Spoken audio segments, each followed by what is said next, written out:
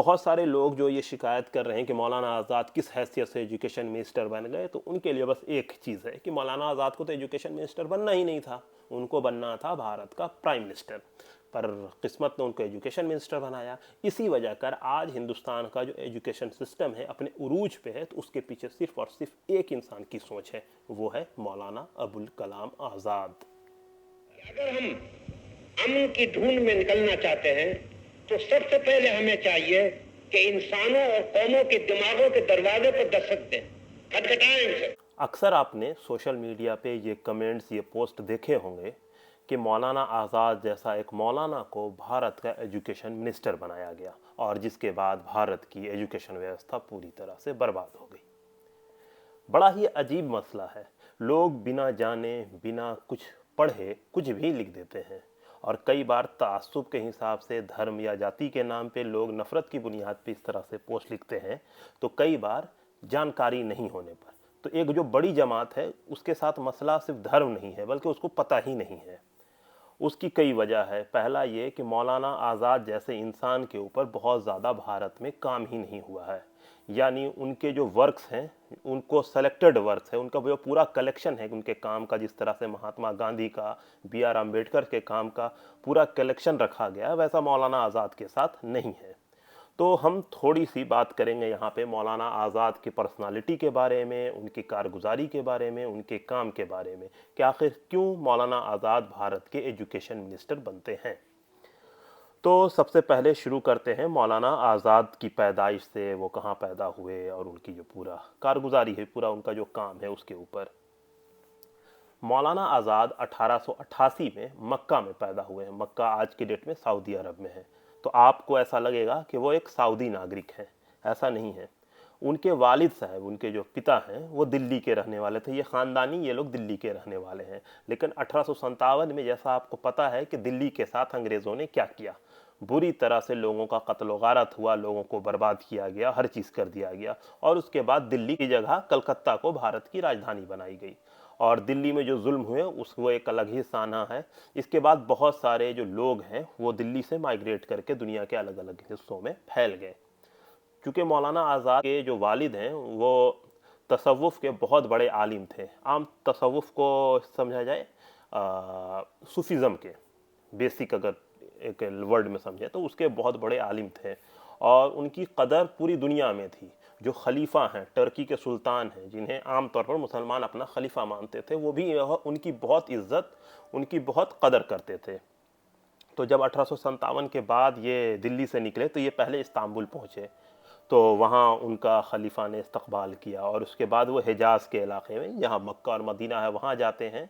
और मदीना में वहाँ के किसी साहब हैं, एग्जैक्ट मुझे अभी नाम याद नहीं आ रहा है, उनकी बेटी से उनकी शादी होती है और वहीं 1888 में अबुल कलाम आज़ाद की पैदाइश होती है। अबुल कलाम आज़ाद 2 साल वहाँ रहते हैं। उसके बाद 1890 में उनका परिवार हिंदुस्तान आता है। चूँकि कलकत्ता कैपिटल है तो वो लोग भारत के कैपिटल में आते हैं, यानी कलकत्ता। और कलकत्ता में ही मौलाना आज़ाद की पढ़ाई लिखाई शुरू होती है। क्योंकि उनकी माँ अरबी थी, इस वजह कर उनकी मदर टंग तो अरबी हुई, लेकिन उनके वालिद साहब अरबी, फ़ारसी, उर्दू और ऐसी कई ज़ुबान के बहुत बड़े महारथी थे। तो उन्होंने ख़ुद अपने बेटे मौलाना अबुल कलाम आज़ाद को फ़ारसी सिखाया। मौलाना आज़ाद ने फ़ारसी सीखा। उसके बाद उनके लिए बहुत सारे उस्ताद रखे गए। वो कभी किसी मदरसे में नहीं गए, कभी किसी स्कूल में नहीं गए, क्योंकि वो एक बहुत बड़े पीर के बेटा हैं। इसलिए मतलब उनको पढ़ाने के लिए घर पे ही मौलाना बुलाए गए।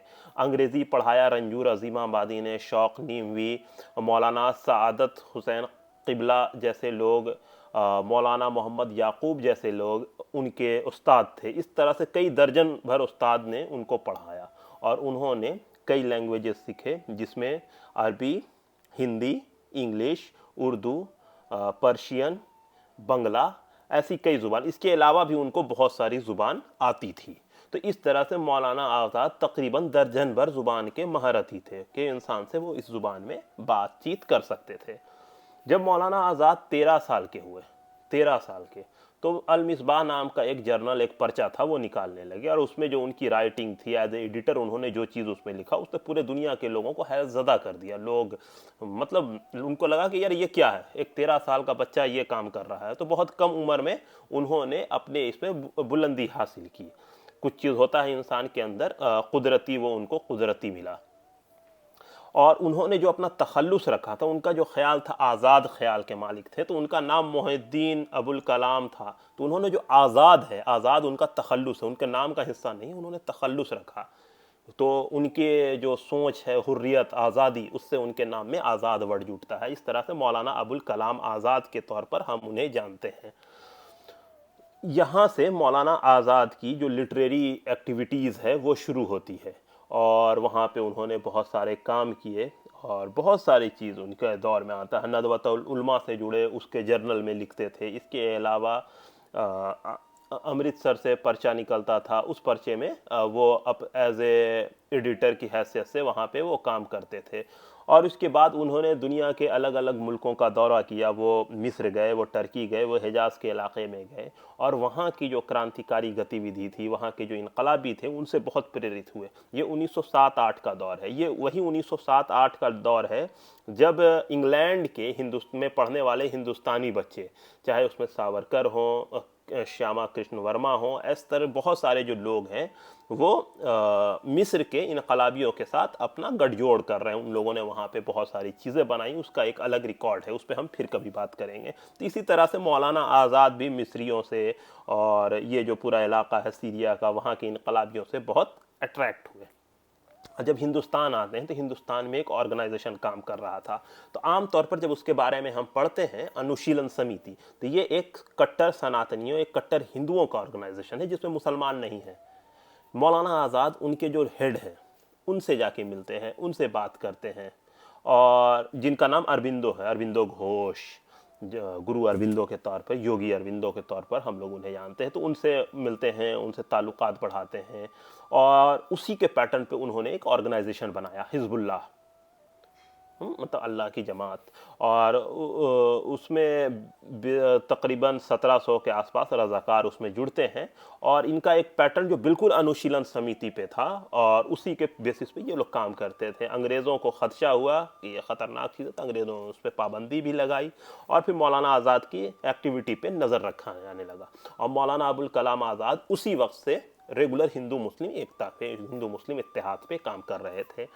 तो 1912 का दौर है, 13 का दौर है। कई सीआईडी रिपोर्ट्स हैं जिसमें मौलाना आज़ाद के बारे में कहा जा रहा है कि मौलाना आज़ाद जिस जगह हैं, मतलब जहाँ पे भी हैं, वहाँ पर मौलाना आज़ाद एक मदरसा, एक मकतब, एक इंस्टीट्यूट खोलते हैं और वहाँ पर बच्चों को, वहाँ पर लड़कों को अंग्रेज़ों के ख़िलाफ़ ट्रेनिंग देते हैं।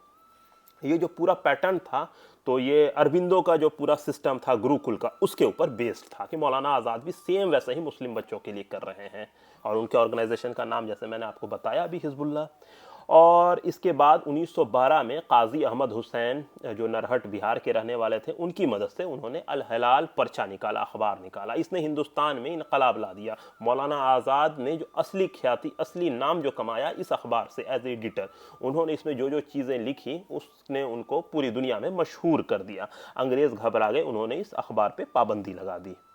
और फिर मौलाना आज़ाद रुके नहीं, वो लगातार कम करते रहे। वहाँ पे उन्होंने जमीयत उलमा बंगाल की बुनियाद डाली 1913 के आसपास में।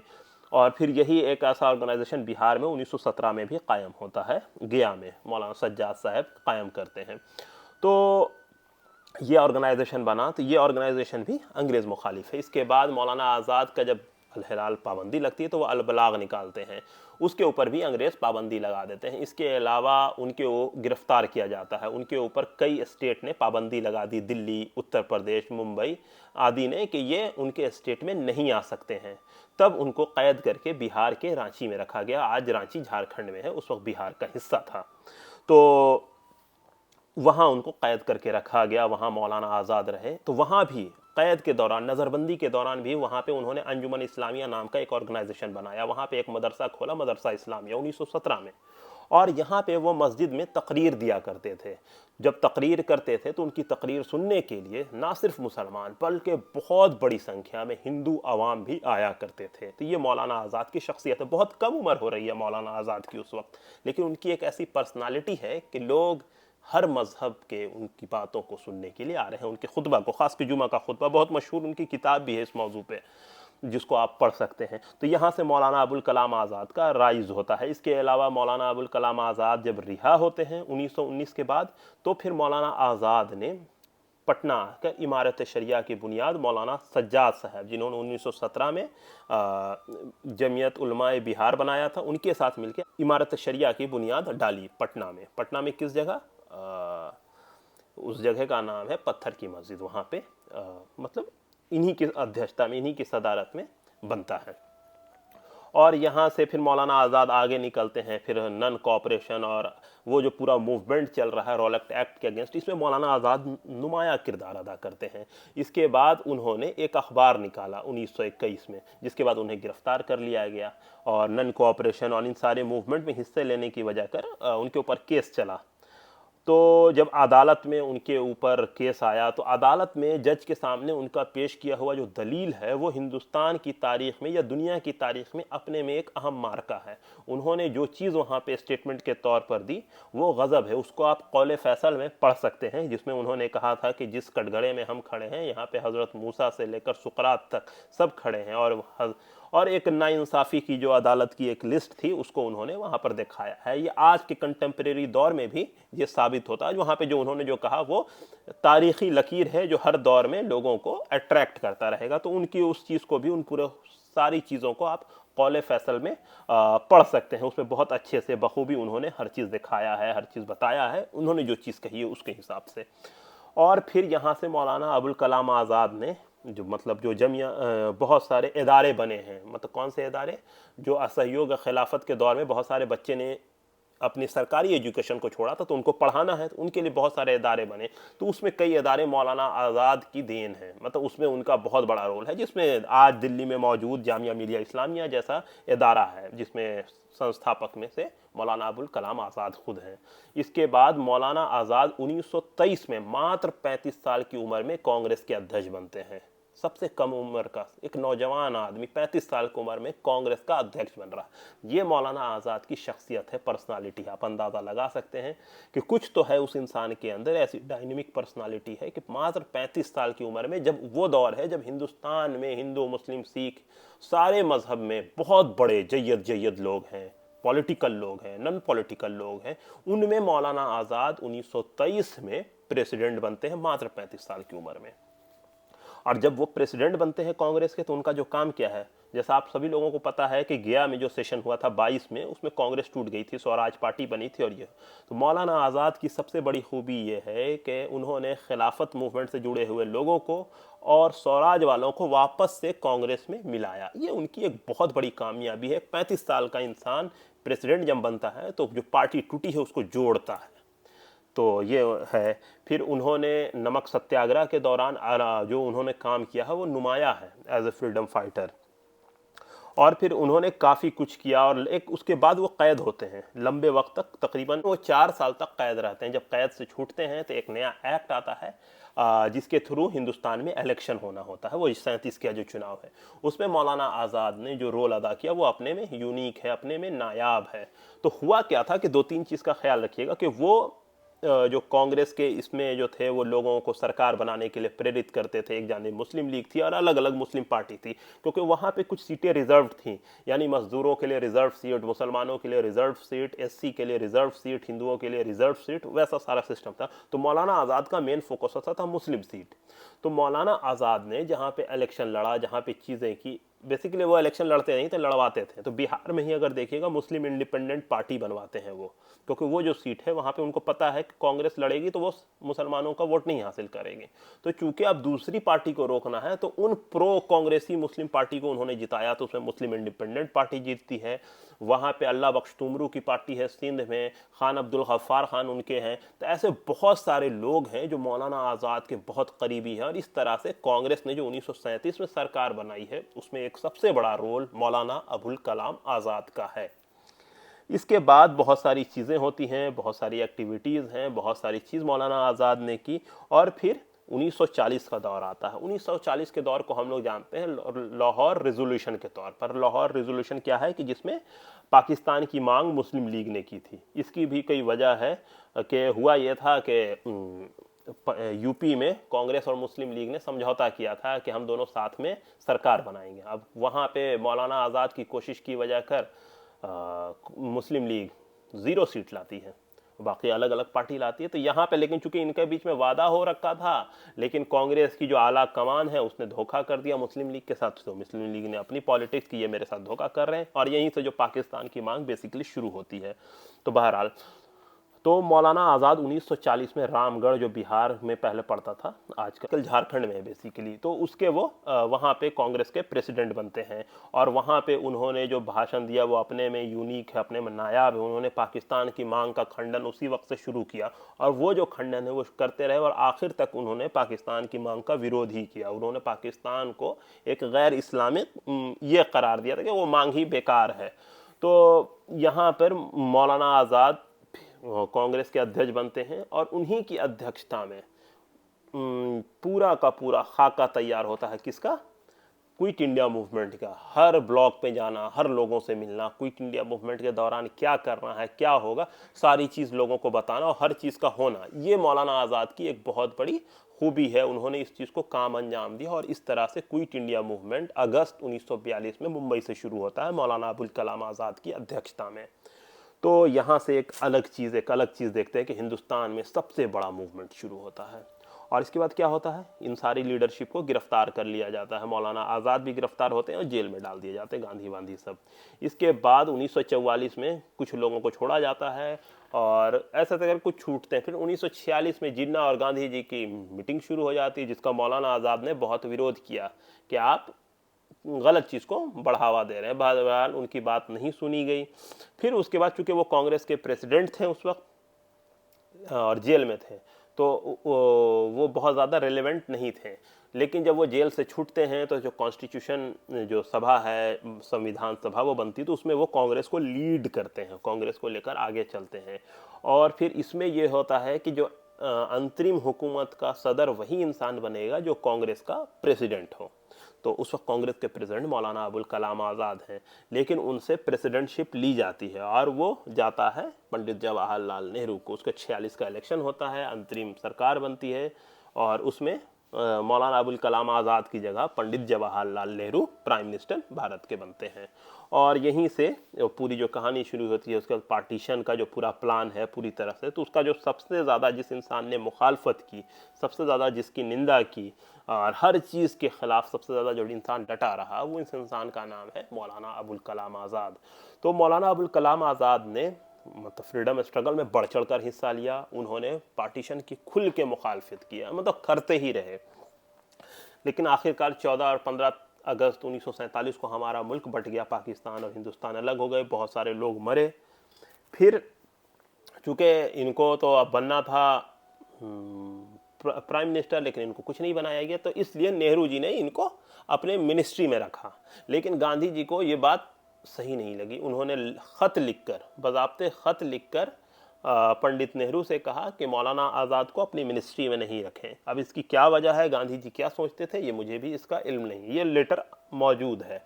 और इसके अलावा जब सरकार बन जाती, हिंदुस्तान आज़ाद हो जाता है, तो उसके बाद मौलाना आज़ाद को मिलता है एजुकेशन मिनिस्ट्री। तो वो एजुकेशन मिनिस्टर बनते हैं, आज़ाद भारत के पहले एजुकेशन मिनिस्टर। और इसमें हम लोग जानते हैं कि मौलाना आज़ाद ने हिंदुस्तान को IIT दिया, UGC दिया, ये सारी चीज़ें दी। लेकिन इसके अलावा भी मौलाना आज़ाद ने बहुत सारी चीज़ें दी हैं जिसके बारे में हम लोग आमतौर पर चर्चा नहीं करते हैं। तो हिंदुस्तान में जितने भी कला केंद्र हैं सब मौलाना आज़ाद की देन है। इसके अलावा ये जो पूरा सिस्टम है एजुकेशन का, मतलब सारे बच्चों को फ्री एजुकेशन मिलेगी कम उम्र के, जो आज के डेट में भी जो सारी स्कीम चल रही है वो हो गया। औरतों के लिए जो एजुकेशन का सिस्टम है वो मौलाना आज़ाद ने खड़ा किया। तालीम बालगान यानी जो बालिग लोग हैं उनके एजुकेशन का इंतज़ाम मौलाना आज़ाद ने किया। फिर IIM उन्हीं की देन है। फिर उन्हीं के सोच की वजह कर हिंदुस्तान में ICSE जो बोर्ड है वो कायम हुआ। और फिर इस तरह से बहुत सारे कमीशन बनाए गए, बहुत सारे इदारे तैयार किए गए। एक बहुत बड़ी लिस्ट है जो मौलाना आज़ाद का ही ब्रेन चाइल्ड है। जो अक्सर लोग दूसरे नेताओं को क्रेडिट देते हैं, कभी प्राइम मिनिस्टर को क्रेडिट देते हैं, ये देते हैं वो देते हैं, लेकिन सच्चाई यही है क्योंकि मौलाना आज़ाद ने दुनिया देखा था, बहुत डायनेमिक आदमी थे, वो हर जगह की चीज़ों को समझते थे, देखते थे, इसलिए उनके अंदर एक विज़न था, एक मिशन था। इसलिए उन्होंने ना सिर्फ एजुकेशन पे ध्यान दिया कि ज़मीनी सतह की एजुकेशन के जो बच्चे पैदा हो रहे हैं, कुछ बड़े हो रहे हैं, उनके अंदर तालीम आए, बल्कि उन लोगों के ऊपर भी बहुत मेहनत की जो रिसर्च करते हैं। इसलिए बहुत सारे टेक्निकल इंस्टीट्यूट खुले, IIT खुले, IIM खुले, और इसके अलावा IISc जो बेंगलोर में है उसको उरूज पे पहुंचाने में अहम रोल अदा किया। इसके अलावा नेशनल आर्काइव हो गए, नेशनल लाइब्रेरी हो गए, इसको उरूज में इसके संरक्षण में बहुत काम किया और बहुत सारे फंड रिलीज़ किए, बहुत सारी चीज़ें की। और ख़ुद पर्सनली अलग अलग स्टेट के जो एजुकेशन मिनिस्टर थे उनके साथ मीटिंग करना, उनकी सारी चीज़ों को करना, ये सारी चीज़ वो करते थे। तो कहने का मतलब ये है कि मौलाना आज़ाद की पर्सनालिटी एजुकेशन के तई इतनी अच्छी थी कि खुद अंग्रेज़ी रिपोर्ट कह रहा है कि ये इंसान जहाँ रह रहा है वहाँ एजुकेशन इंस्टीट्यूट खोलता है। तो समझ लीजिए कि मौलाना आज़ाद सबसे ज़्यादा एजुकेशन के लिए कंसर्न इंसान था, जो सबसे ज़्यादा सोचता था।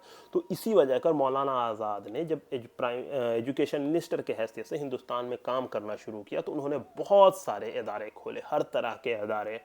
मतलब वो इदारे सिर्फ टेक्निकल इदारे नहीं है, तो जैसे मैंने बताया आर्ट्स के सारे इदारे, वैसे टेक्निकल इदारे, मेडिकल के फील्ड में, एजुकेशन के फील्ड में, सारे फील्ड में उनका नाम जो है, उनका काम जो है वो नुमाया है। लाइब्रेरी को किताब देना, ये देना, वो देना, सारी चीज़ें। तो बहुत सारे लोग जो ये शिकायत कर रहे हैं कि मौलाना आज़ाद किस हैसियत से एजुकेशन मिनिस्टर बन गए, तो उनके लिए बस एक चीज़ है कि मौलाना आज़ाद को तो एजुकेशन मिनिस्टर बनना ही नहीं था, उनको बनना था भारत का प्राइम मिनिस्टर, पर किस्मत ने उनको एजुकेशन मिनिस्टर बनाया। इसी वजह कर आज हिंदुस्तान का जो एजुकेशन सिस्टम है अपने उरूज पे है, तो उसके पीछे सिर्फ और सिर्फ एक इंसान की सोच है, वो है मौलाना अबुल कलाम आज़ाद।